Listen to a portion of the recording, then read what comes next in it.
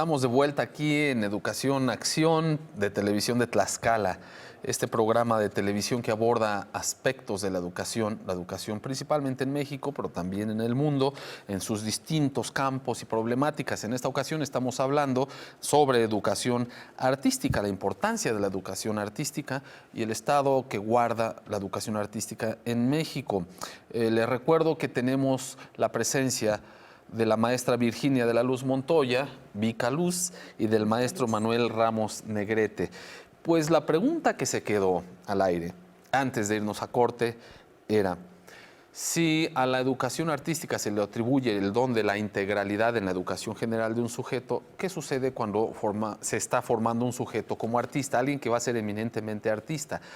También se le exige una integralidad. ¿En qué sentido? ¿Debe él tener alta formación en otras disciplinas? ¿Debe saber de lenguas? ¿Debe saber de matemáticas? ¿Debe saber de física, de química? ¿Están obligados a hacerlo, maestro Manuel Ramos Negrete?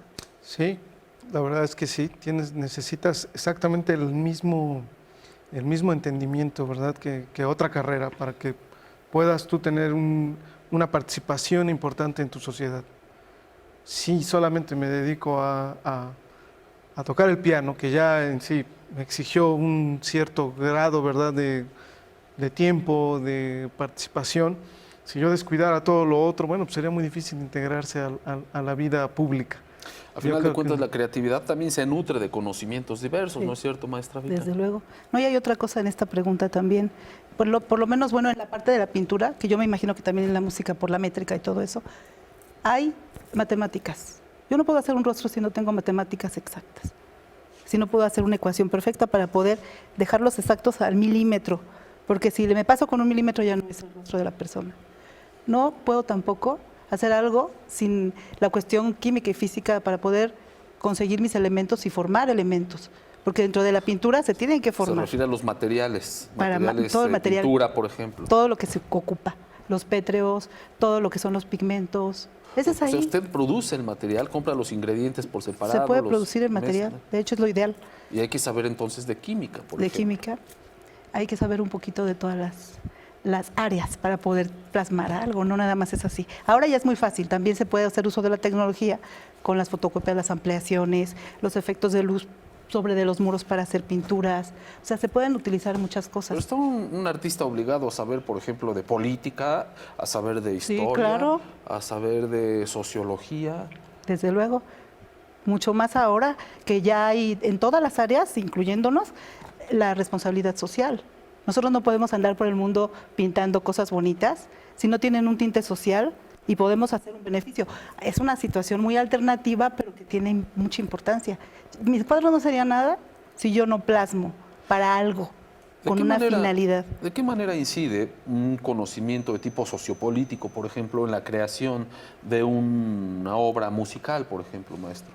Fíjate que nosotros somos herederos en México de una tradición muy importante que se inició con la Revolución Mexicana. La Revolución Mexicana es ese momento de crisis, ¿verdad? Como regresando a ese término que estábamos usando hace rato. Silvestres revueltas. Que influenciada o no por una cuestión política, pues tuvo lugar. O sea, eso es innegable, tuvo lugar. Y eso cambió el panorama de muchos aspectos de la vida pública y social del país. Entonces, el modelo que conocemos ahora de formación, ¿verdad?, se enraizó y se diseñó en ese periodo. Existían unos modelos anteriores, sí, en el siglo XIX existen, ¿verdad? Y sabemos de buenas fuentes que pues, la formación, en este caso artística, pues estaba ejecutada por unas instituciones que hoy día, bueno, quizás los vemos solamente en los libros de historia, ¿no? La Escuela de San Carlos y la universidad entra a la escena de nuestro país hasta después de la Revolución. Entonces el concepto universitario es realmente nuevo en nuestro país.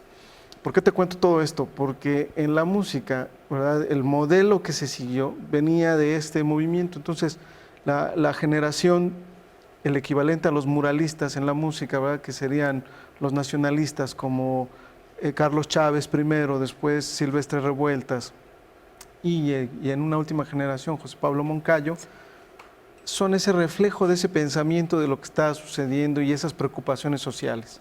¿Y qué pasa si un artista en la disciplina musical no se preocupa por cultivar su cultura en ese grado, en ese sentido, en esos terrenos. No estudia, no lee distintos géneros, no lee los periódicos. Fíjate que eso pasa hoy día, o sea, no es una situación que pudiera ser hipotética, la vemos todo el tiempo. Pero yo creo que sí es importante aquí entender que las instituciones que nos toca ofertar una formación artística, tengamos siempre, ¿verdad?, como prioridad, o una de esas prioridades, darle herramientas que le permitan al joven y al futuro artista, ¿verdad?, cambiar el entorno, por lo menos Entorno inmediato. social. Eso es lo que a mí me O sea, interesa mucho. hacer arte, crear con conciencia social. Claro. Sí, y no solamente ¿A eso social. se refiere? A veces creo que también se ha sobrevalorado este concepto nacionalista, ¿verdad? Es decir, que si no pinto magueyes o si yo no compongo a la manera de un corrido, no estoy haciendo un arte social. No, o sea, creo que al final tu manera de expresarte tendrá su lenguaje, tendrá su estética, pero sí es importante que te quede claro o que le quede claro al joven y al artista que esto debe de tener un impacto en su comunidad. O sea, desde el arte se puede modificar la vida de la sociedad Sí. y la vida propia también. Exacto. Qué interesante. Decía un escritor que yo admiro mucho, que todo aquel que sabe mucho de una sola cosa no sabe de nada. Y esto significa que un artista debe saber mucho de muchas cosas, no solamente de arte. Es posible entonces encontrar artistas que se asumen artistas, pero que tienen escasa cultura general. Sí. Claro que sí. Hay muchos. Interesante. Muchos. Pero ahora otra pregunta asociada. Si yo un día me levanto con el ánimo de tomar fotografías y busco objetivos interesantes y doy el clic en más de una ocasión, o un día me levanto con el duende y tomo pinceles y lápices y me pongo a dibujar y a pintar, o un día amanezco con ganas de bailar sin ser coreógrafo, ¿me convierte eso en un artista? Pues si llegas a hacer una obra de arte que es algo expresivo, claro que sí. Todos de alguna forma podemos ser artistas. Desde luego, no espero una respuesta No. absoluta y lapidaria. Pero yo tengo Claro una, que sí. bueno, no sé si Vika todavía va a comentar algo más, quizás. ¿No? ¿No? Tú adelante. Es que se me vino encima así a la memoria un texto que le comparto a los alumnos que se acercan a mis cursos de composición o al de producción.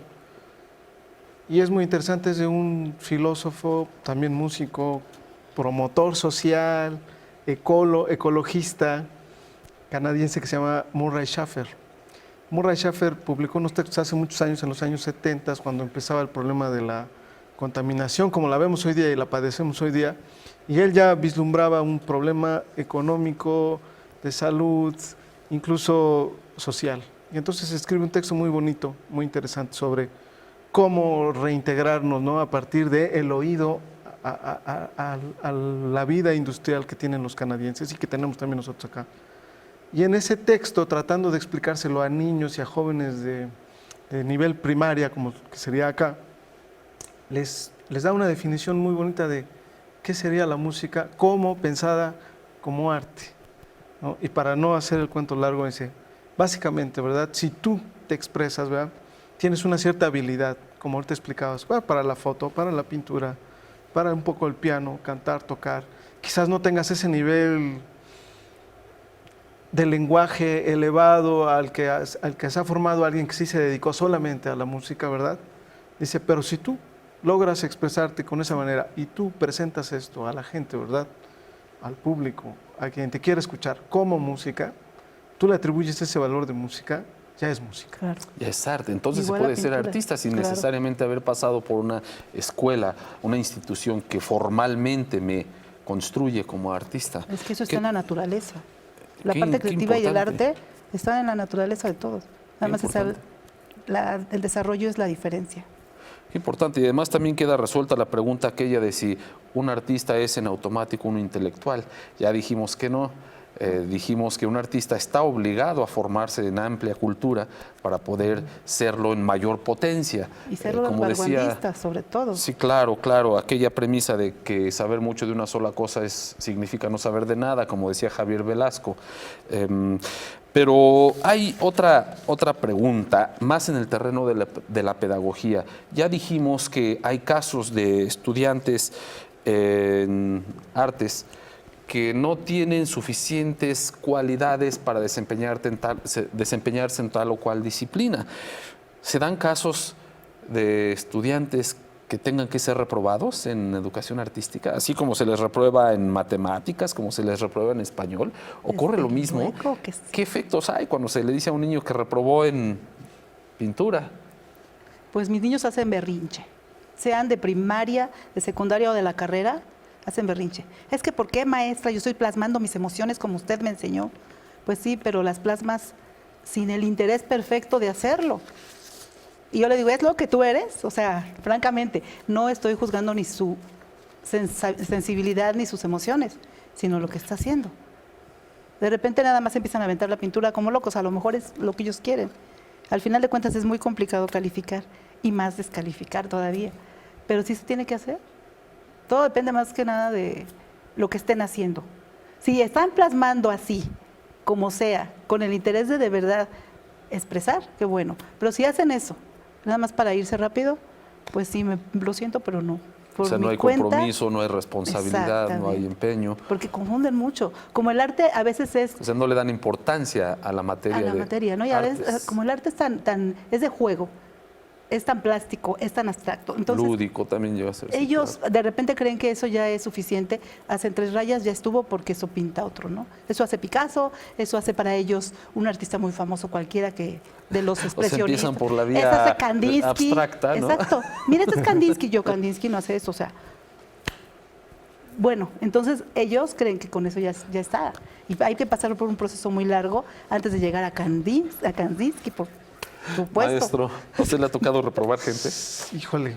Ya bueno, ya más o menos anunció en otro... Sí, o sea, tengo que yo era bastante rudo, pero sí tengo muy claro ahora que han pasado los años que hay a nivel básico, a nivel de primaria, y yo votaría por eso en algún momento, si yo tuviera chance de comentarlo a otro nivel, yo diría que la formación artística a ese nivel de primaria, secundaria y tan básica, sí podría irse sin calificación.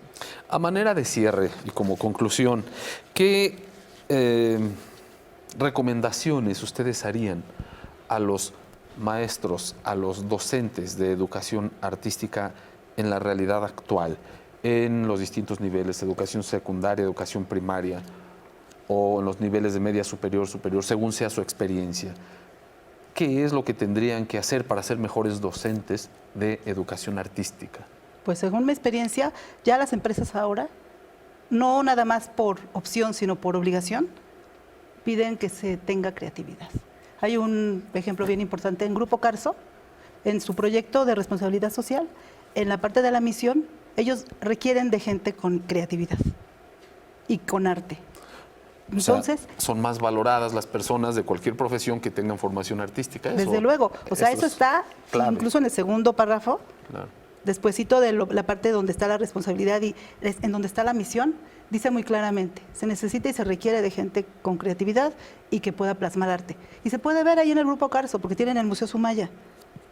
Está el arte así floreciente, pero se ve impresionante, además que vale la pena visitar. Muy bonito. Pues yo estoy de acuerdo con esa exigencia, ¿no? Un sujeto de cualquier profesión que tenga la experiencia en formación en educación artística puede ser un sujeto mucho más potente, ya lo decíamos, en su propia disciplina. ¿Usted qué recomendaría a un docente de educación artística para hacer mejor su labor? Yo sumaría a lo que dijo Vika un proceso que puede ayudar a empujar este tipo de formación de la imaginación para los niños.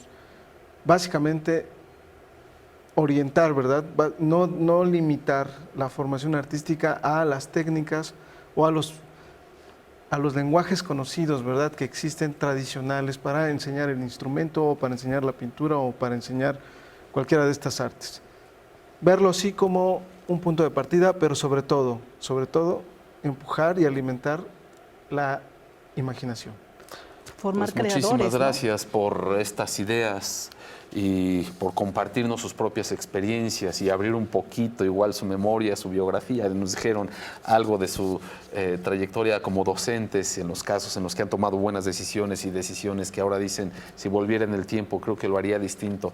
Hay que sentirse en un punto de confianza y qué bueno que lo hicieron aquí en este espacio porque es su espacio, es el espacio de ustedes allá en casa. Esto fue Educación Acción de Televisión de Tlaxcala. Yo soy Manuel Camacho Higareda. Hoy platicamos, como usted pudo atestiguar, sobre educación artística. Hay muchos otros temas que al respecto podríamos abordar y que no nos alcance el tiempo.